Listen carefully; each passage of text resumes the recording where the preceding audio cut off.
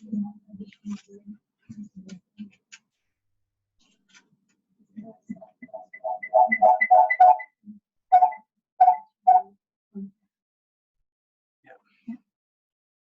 I think I got it.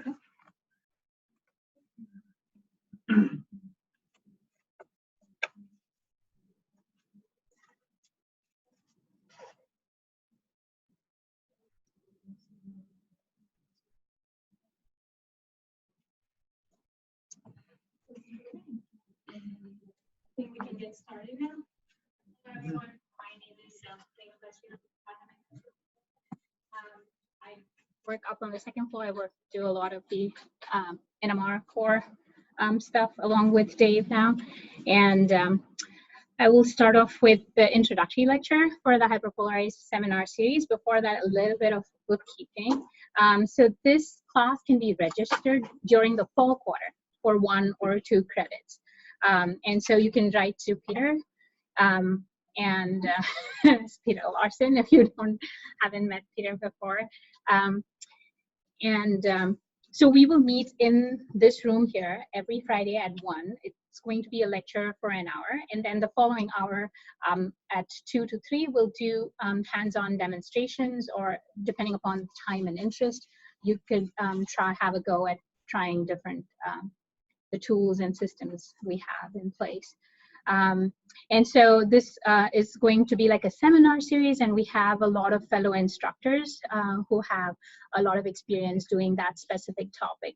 And at the bottom of the syllabus here is details of who's going to be teaching what, when, and then the schedule for the lab side of things.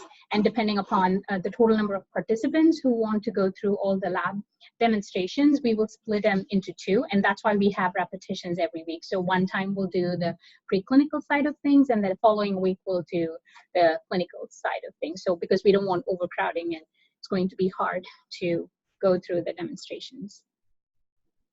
And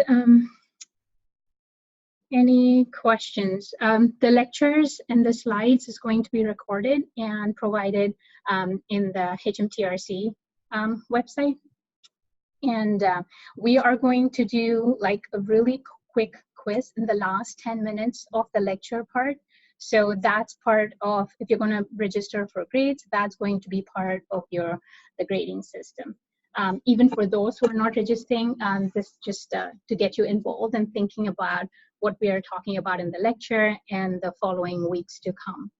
And so I think we will send out, it's just a simple Google Forms, very like 1 or 2 line answers or multiple choice type questions. That's the way I've set it up, at least for the first week. And so you can email the form back to me. And I was thinking of just posting it on Slack, the hyperpolarized MRI. Are all of you on Slack? Is that the best way to get at it? Are you on Slack? Well, they're setting me up, so okay. I should be good soon. Okay.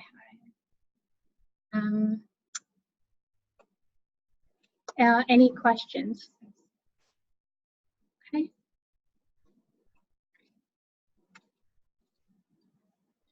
Okay.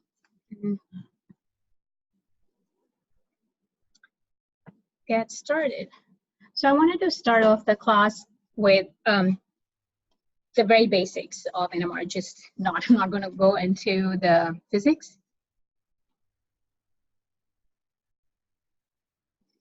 But just the very basics to understand some of the key features of hyperpolarized C13MR. So I'm going to start off with why even do C13, because we have a very strong tool with Proton MRI. So what does C13 offer us? What does hyperpolarized C13 offer us? So to begin with, the basics is like spin is a fundamental property of nature. Like you have electrical charge, you have atomic number, mass number, and so spin comes in multiples of half, right? Every single unpaired electron, proton, or neutron is of property of a spin half. And just like we've learned the valence shell electron properties, the same rules follow for the nucleus, right? For the nucleons. And so every single element in the periodic table has a non-nuclear spin, meaning some non-isotopic version of these elements are NMR active. We can do NMR with it. And so what is it that makes it NMR active? It has to have a non-zero nuclear spin, meaning it has to have an unpaired neutron, right, in the spin system. And so when this spin is placed in a magnetic field string, it will start precessing about the main magnetic field with a frequency that's inherent to the particular nucleus of interest, which is defined by this gyromagnetic ratio. And for hydrogen, it's 42.58. And this is what we call a 300 megahertz magnet or a 400 megahertz magnet. It derives from this property called the gyromagnetic ratio. So every nucleus has a given property, or the ratio, gyromagnetic ratio, is very well defined. And so C13 we are going to concentrate on. It allows us to observe the backbone of organic compounds. It gives very specific information. We'll go into that later. So by just looking at this table of the different gyromagnetic ratios, what does it mean to have a high gamma versus a low gamma? Any thoughts?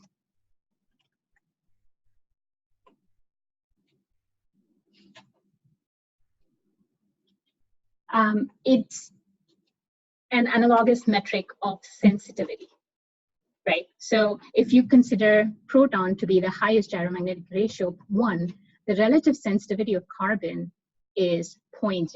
So it's only 1% sensitive. So by looking at the gyromagnetic ratio, it tells you how strong your signal is going to be in NMR, right? That's why it's important.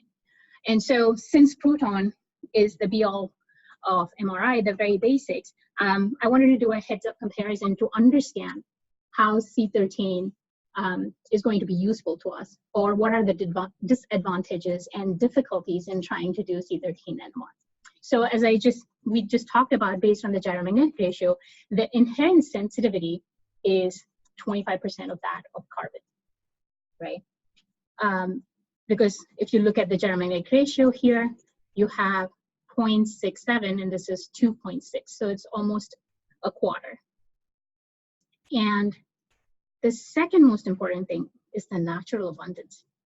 So the 1H isotope of hydrogen is the most abundant material, right?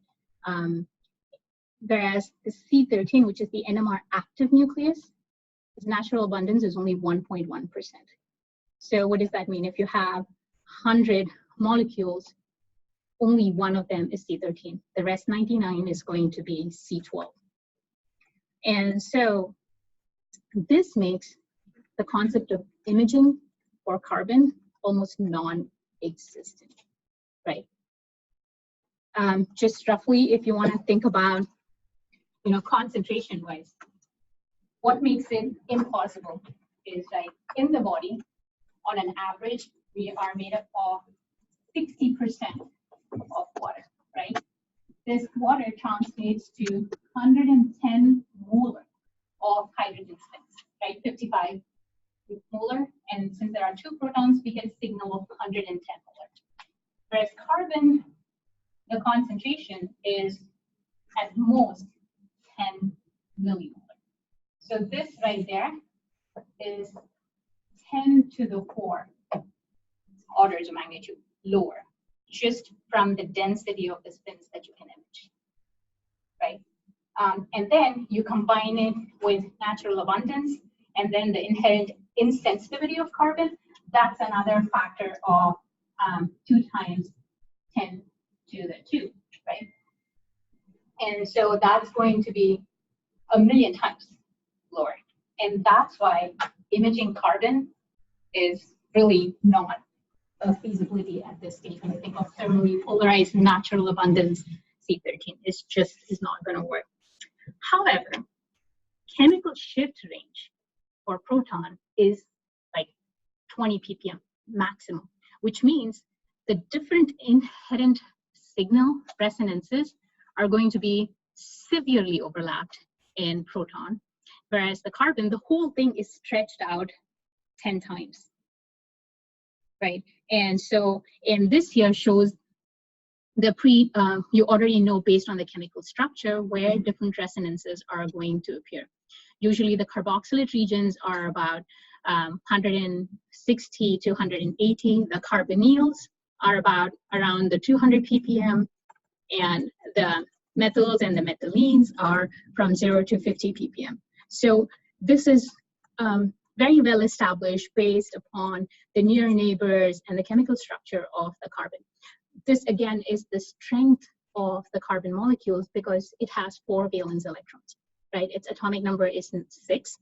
And so you have if you think of the sp, the spin orbitals, you will have 4 unpaired electrons, 4 valence electrons to pair it, which means it can make very strong ionic and covalent bonds.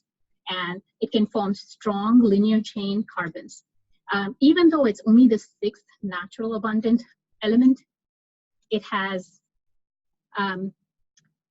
just for comparison, if you compare this to silicon, which is the element that's right below the carbon in the periodic table, it has very similar chemical and physical properties. Why is silicon not as robust? It is the most abundant element on Earth, right? The biggest issue is the rigidity of the structures that it forms. As opposed to forming linear long chain molecules, silicon forms very crystalline, very rigid molecules. And so that makes it very difficult for us to be useful. And that's why organically, it's not a very important molecule, and carbon is very useful.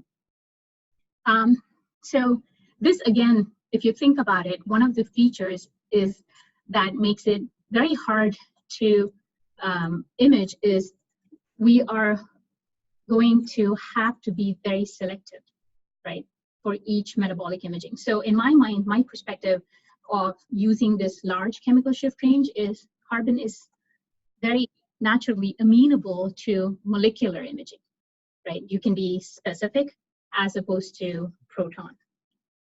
And then another important factor is short T1s for the protons and really long T1s. It's all relative, right? So for protons, it's in the order of a few milliseconds, hundreds of milliseconds to 2 or 3 seconds. So water at 11.7 Tesla is about 3.6 seconds, just plain water. And this is going to, the T1, if you look at the relaxometry chart, is going to be field dependent. And so it gets longer at higher field till it hits the correlation time relationship where omega naught squared tau c squared is less than or equal to 1. And the C13 molecules, depending upon whether it's a carbonyl, carboxylates, or the alkanes, it's going to range from tens of seconds to hundreds of seconds, right?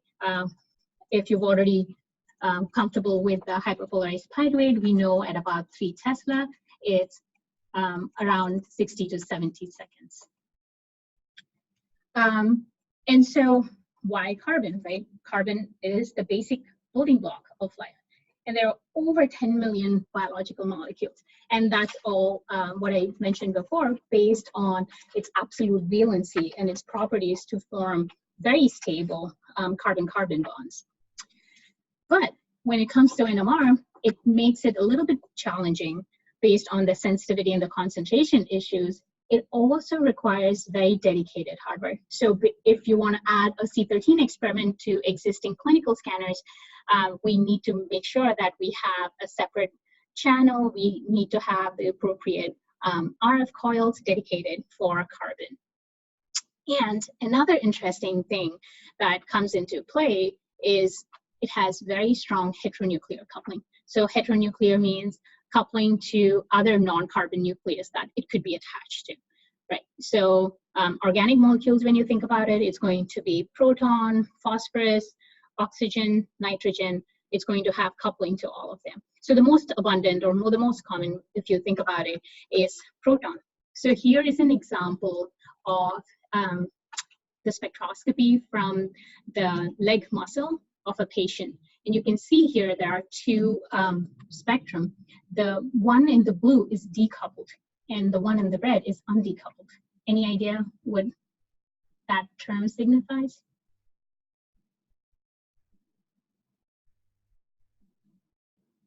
So we're talking about heteronuclear. You can see how there are two peaks here. This is the peaks corresponding to glycogen. And this is the splitting of the peaks from the adjacent hydrogen atom that's directly bound to that particular carbon. When you decouple it, what you do NMR-wise is you use the proton coil and you irradiate a specific proton frequency for that particular CH bond. And then that collapses into one. Why is it important to do that? Any ideas?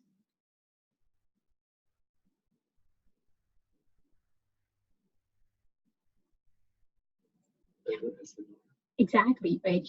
Because instead of looking at two peaks now, you're looking at one peak. So the two collapses into one, right? And the area under this one peak should be the same as these two peaks. And so you will have much better SNR if you do the decoupling.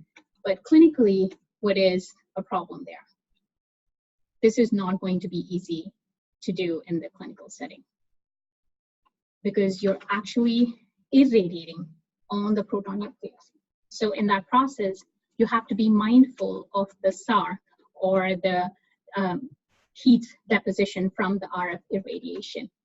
And so this is something to think about for the clinical implementation. We can blast away when we do preclinical studies, but to be actually meaningful in the clinical realm, we want to be cognizant of this when we're doing C13 studies.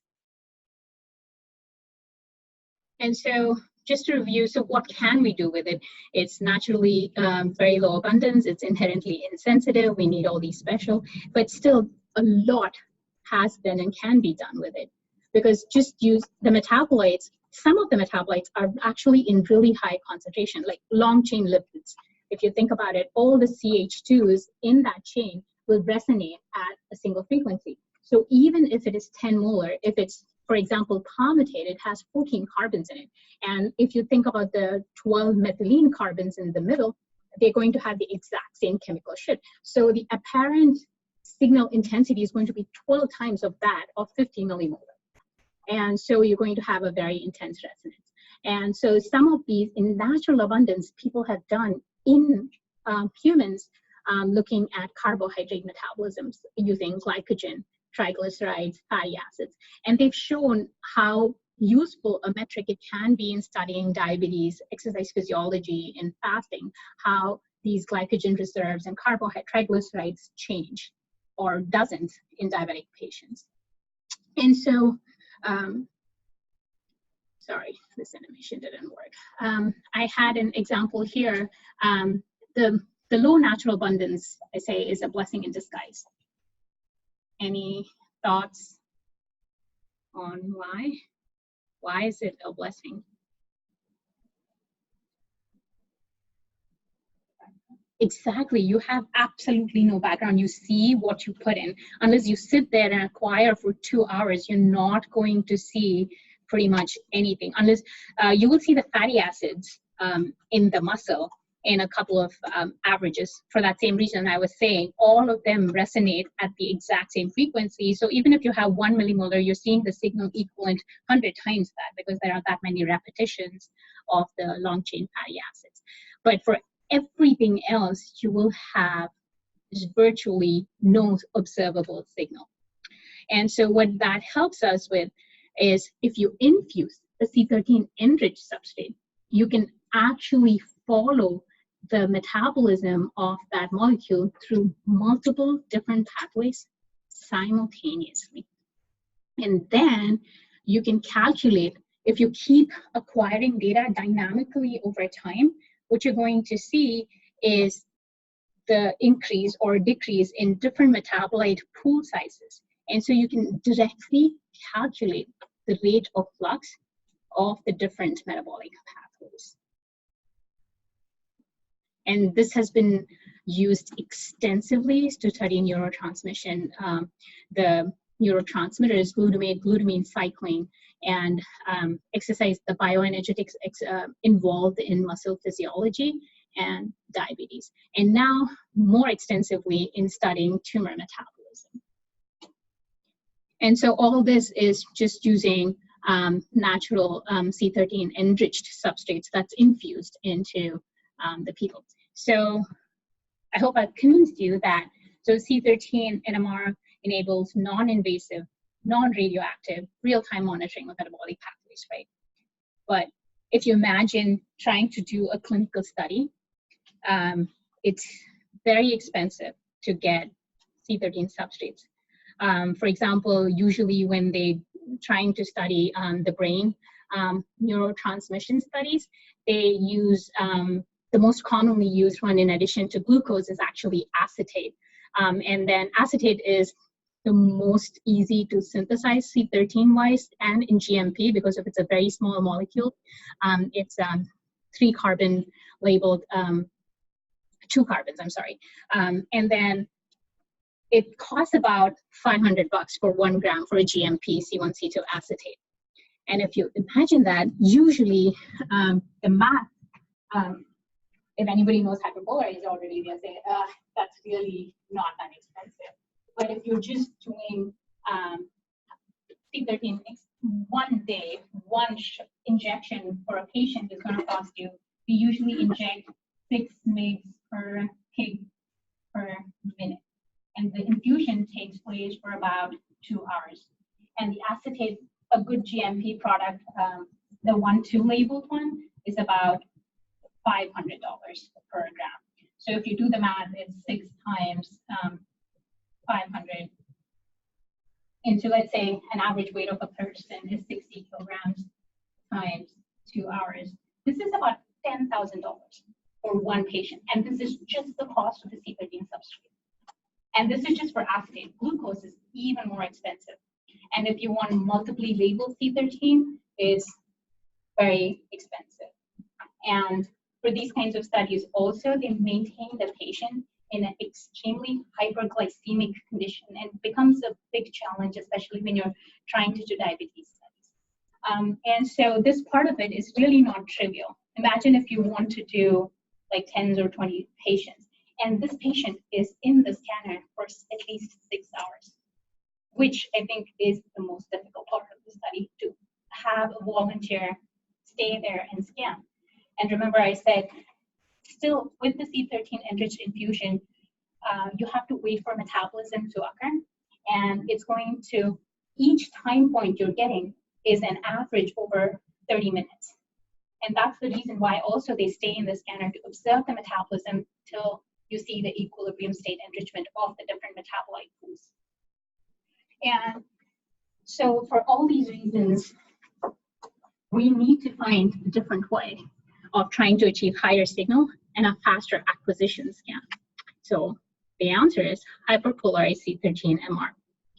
What do you mean by hyperpolarization, right? So polarization of nuclear spins depends upon a Boltzmann distribution, right? When you place the spins in a field, B0 field, some of the spins are aligned along with the magnetic field, and some of them are aligned against the field, right? This is given by the Boltzmann distribution.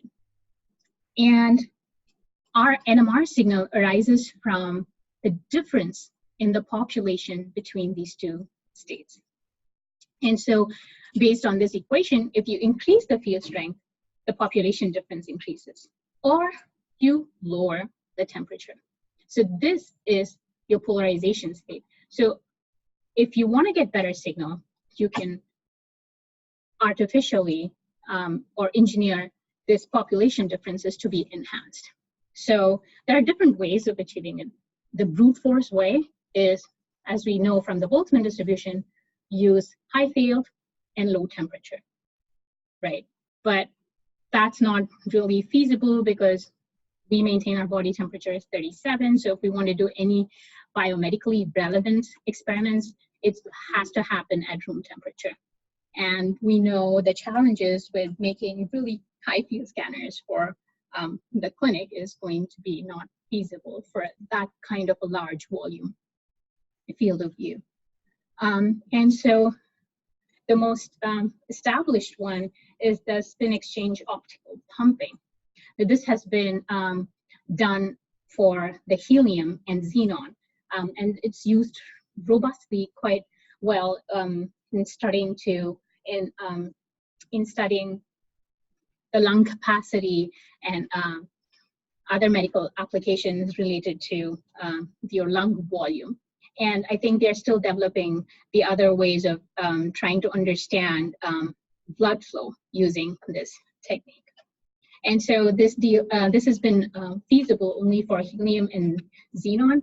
And so again, think about it's not biologically relevant nuclei, right? It's not any, very few endogenous molecules actually have helium and xenon in them, in our body. And so it's not, so the other common method that's been around is the parahydrogen-induced polarization. So this has been touted as a really cheap and relatively easy way of achieving polarization by using parahydrogen, meaning coupled proton spins that are not aligned. And then you again have very similar ways of transferring the polarization from the parahydrogen to the C13 molecule of interest. There have been many more advances to the PHIP-based techniques using SABRE and other tools, but still, even though it's been in the field for almost 20, 30 years, there's not been a single in vivo study that's been made feasible using this technique. And that brings us then to the dissolution dynamic nuclear polarization, where we induce polarization using electrons mixed with our C13 substrate of interest. I'll go into details with this. And so over the course of the last 10 years, there have been multiple probes, numerous preclinical and clinical applications that's been shown. And hence the topic of our subject, hyperpolarized C13 NMR. And so the basic element of this technique is your C13 molecule of interest. It has to be C13 enriched for highest signal. You mix it with a free electron, right? So a radical. And the mixture has to be glossed. You cannot have a crystalline solution. A crystalline structure is not conducive to solid state diffusion of polarization. So some of the mechanisms, physics behind this, how the things get polarized is called the solid state effect. There is thermal diffusion effect and the Overhauser effect. And Jeremy is going to go over the attributes of the different mechanisms of how we achieve this. So very simply put, you have an radical and a C13 molecule of interest. And so you can see the ratio. You have very little radical compared to your C13 molecule. So you want this to be really concentrated. So in order to get it into a glassing state, which Dave is going to walk you through in the 2 lectures from now and do a demonstration in the lab, the different attributes required. And once it's in the solid state, it's placed in, this is the preclinical version of the polarizer, at 3.35 T at about 1.2 or 3 K. So it's in the solid state, it's in high field, relatively speaking, and it's at very, very low temperature, the basic criteria that's used for the brute force. And the microwave irradiation transfers the polarization of these electrons, which at this temperature is about 100% polarized. It will transfer this polarization to the carbon nucleus. And the whole, this dissolution dynamics technique is the, I would say, the basic feature that made this possible for in vivo applications, because the polarization that is achieved in the solid state at that low temperature is maintained, because this is not usable for us, right? It's solid and it's ice cold. Like, even. So there's no way we could inject it into someone or use it. And so the simple step of dissolving this, bringing it to room temperature for injection into patients while still maintaining the polarization was the key factor in making this technology feasible for in vivo use. And so this is the very rapid dissolution method, which gives us 50,000-fold enhancement. And then these signals have a T1 dependent signal decay. It's not that this polarization will last forever. It has the inherent C13 nucleus, that property of T1 is maintained even in this state. And this, again, enables us to observe any dynamic conversion. So this is a really cool cartoon that I like to show for how we need is scientists would add a free radical to the C13 enriched substrate, simply place it in the microwave and then put the microwave in the freezer, and then have a huge magnet, wait for about a couple of hours, and then use really high pressure solvent, and then run and inject it into your patient. Usually the rule of thumb is 5 times the T1. That's the time you have from the start to your end of the signal.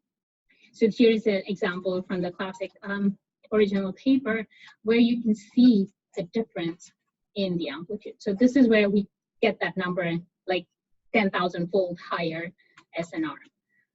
Here the SNR of the same dissolved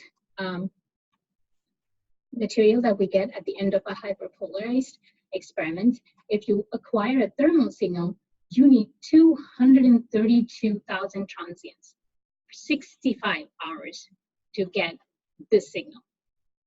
Compare this, which we get in like a second from the hyperpolarized experiment. So right there, you see how much of signal advantage that we get. And so another important point with the T1s is it's not in an equilibrium state. So this becomes very important when you're thinking of modeling and designing pulse sequences for hyperpolarized C13. It's continuously decaying. You can never recover any of the magnetization that you've already used up. So from the time it comes out of the polarizer till you administer it to your cells or animals or patients, and before the imaging starts, you have, by the time it's 3 times the T1, you've lost about 70% of your signal. So it's very important to be cognizant of what the T1 of your molecule or the C13 molecule nucleus is going to be. And so use compounds with really long T1. Here is a list of the different C13 probes that's been shown. We've studied the metabolism preclinically and some of it clinically. And so I just wanted to highlight the features of the C13 sequence, like it's non-renewable. So this implies we need really, really fast acquisition. Usually when we do cell studies at 11.70 with pyruvate, we get about signals worth for 5 minutes. And then averaging. There is really not a concept of averaging. It's averaged over time, which implies you have to consider that during that averaging period, there is different things happening, that things are getting metabolized. And so averaging here is not really something that we think about consciously. So which implies the Ernst angle and those kinds of criteria to improve your SNR is not valid here. And so you need to be cognizant about how much of the excitation you're using per acquisition. And concentration estimates is very difficult. Any ideas on how, if it was just a regular endogenous C13 thermally polarized, how would you get at concentration?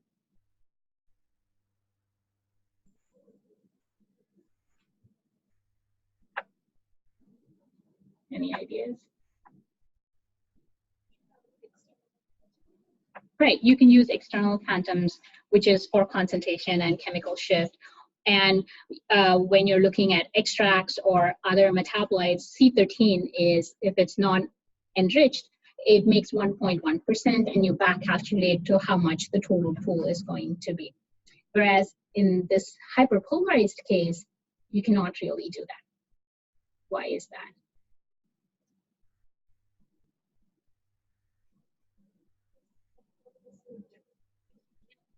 Because it'll go away. You can't have that. Then if you have like a fancy, it'll be the same concentration. It'll be something. Absolutely. If you say hyperpolarized pyruvate, you're injecting it, you do not have a very good metric of the population difference. And as it's being converted to lactate, you don't know if the polarization transferred exactly in the same way. So when you look at the peak, usually in a thermally polarized situation, that area under that peak gives you the concentration. Whereas in a hyperpolarized state, that polarization is continuously changing with the number of spin populations. And as it's being metabolized into another molecule, the polarization doesn't transfer exactly the same as pyruvate, the parent molecule. So for these reasons, there are a lot of factors that you need to consider before you can put that signal. And one of the other important concepts that we must think about is it actual net production? So when we see, for example, pyruvate being converted to lactate, a big question in the field is it actual production of lactate, or is it simple labeling of the pre-existing really large pools? So we will talk about these features in more detail in the following weeks, but I just wanted you to think about these are some of the unique situations that we have to address when we are dealing with hyperpolarized signals. And that again causes us to wonder, are we observing equilibrium kinetics or a zero order, first order type reaction? And so, but some of the very cool advantages that has not been feasible by NMR ever before is observation of really transient byproducts that are maintained at very, very small concentrations. But it also limits us to observing only the really, really fast reactions. If you want to look at phospholipid metabolism, by definition, that is very slow. And also, it's not just the rate of the reaction, but it's also how tightly bound your substrate is with the enzyme. And because of the correlation time changes, once it's very tightly bound, you completely squash the polarization. You will lose signal. But then again, some people have used that kind of a concept to show very specific reactions and substrate enzyme competition inhibitions, and that will lead us to drug enzyme specificity and mechanism of action. So there are some hidden advantages even in those cases. But these are some of the key features of hyperpolarized signals that we will deal with as we go forward in the week to show that despite these, we can really elicit very important information using hyperpolarized C13 signals. Any questions?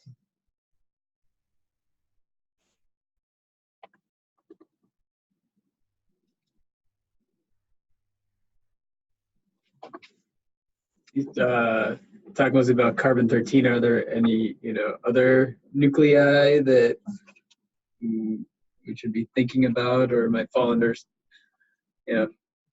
be of interest, I guess, with what we're going through? Some of the other biologically relevant molecules, if you can think about biomolecules, is carbon, nitrogen, oxygen, sulfur, and sodium. So I think nitrogen and sodium are other interesting molecules. I think UP Southwest has done a little bit with N15 polarizations, hyperpolarized molecules. But then again, I think the only limiting factor there would be trying to polarize biologically relevant endogenous molecules and fast reactions again. But I think N15, especially with protein chemistry, would be very interesting. For phosphorus. Phosphorus too. I think there was one group who tried to do phosphorus, but they were not able to show any specificity.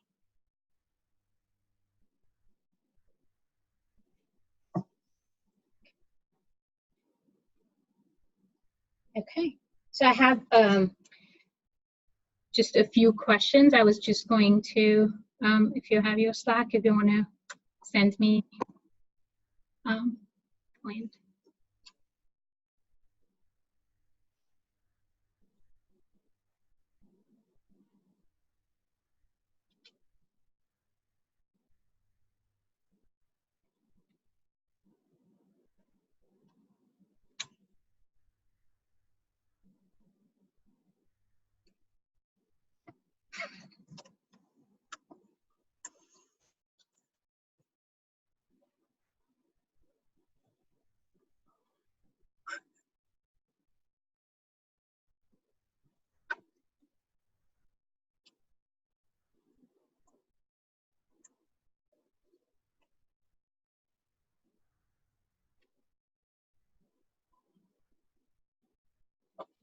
Yes.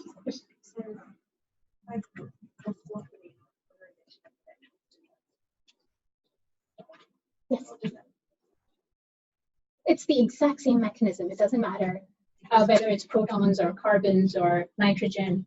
If any NMR active nuclei, it's feasible to transfer to the other neutrons. Okay, is that useful?